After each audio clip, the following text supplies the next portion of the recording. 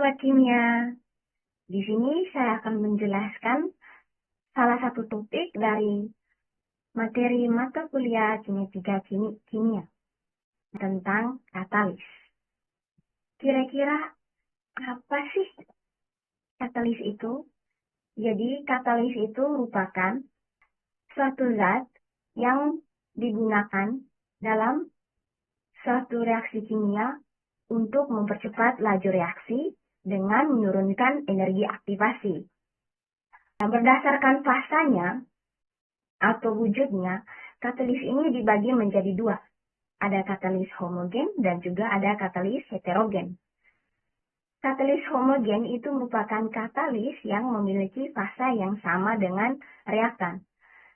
Sedangkan katalis heterogen itu merupakan katalis yang memiliki fasa yang berbeda dengan reaktan.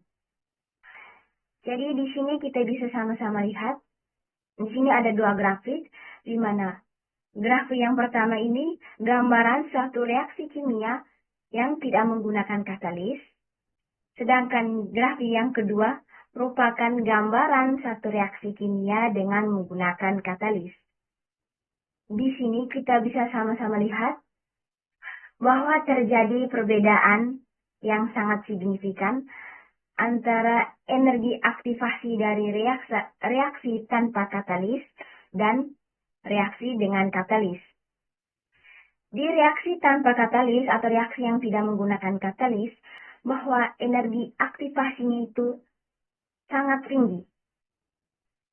Nah, energi aktivasi yang sangat tinggi ini mempengaruhi laju reaksi, di mana dia memperlambat laju reaksi. Tetapi ketika kita lihat di reaksi yang menggunakan katalis, di sini energi aktivasi yang awalnya setinggi ini, dia menurun drastis menjadi seperti ini. Jadi, dari kedua grafik ini, kita dapat membuktikan bahwa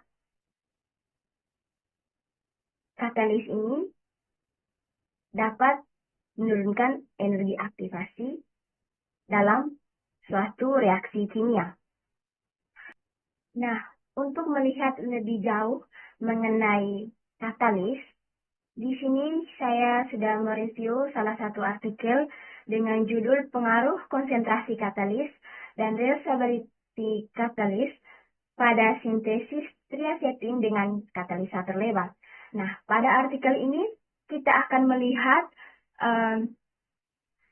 bagaimana pengaruh kenaikan berat katalis terhadap konversi gliserol dan juga stabilitas katalis setelah beberapa kali pemakaian. Nah, di tabel 1 dan gambar 2 ini merupakan data pengaruh kenaikan berat katalis terhadap nilai konversi gliserol.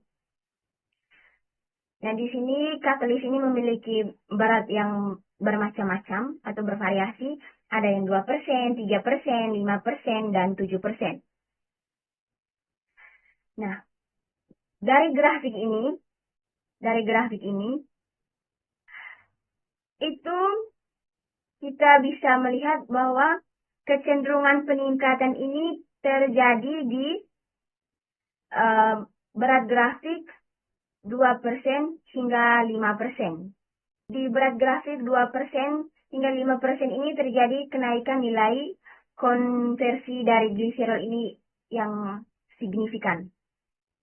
Nah, sedangkan pada berat katalisator yang 5% dan juga 7%, yaitu di sini,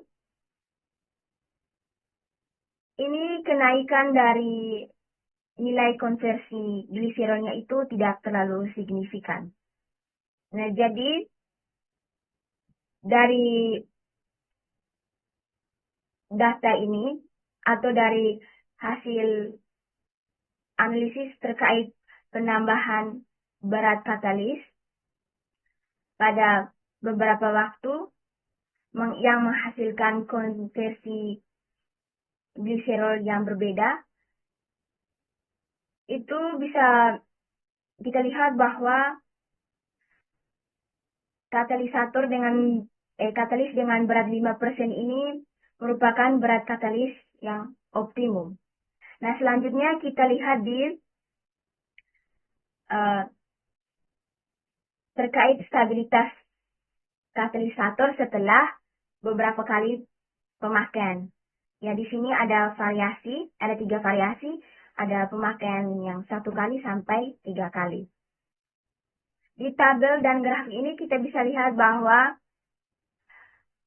reaktivitas atau kemampuan dari katalisator lewat dalam mengkatalisis reaksi sintesis trisetting ini konstan meskipun setelah beberapa kali pemakaian. Dari pemakaian pertama dan kedua ini kita bisa melihat itu terjadi sedikit penurunan. Namun pada pemakaian ketiga ini terjadi sedikit kenaikan. Hal ini terjadi karena katalisator lewat ini dia cenderung konstan. Jadi baik, mungkin itu saja yang bisa saya jelaskan.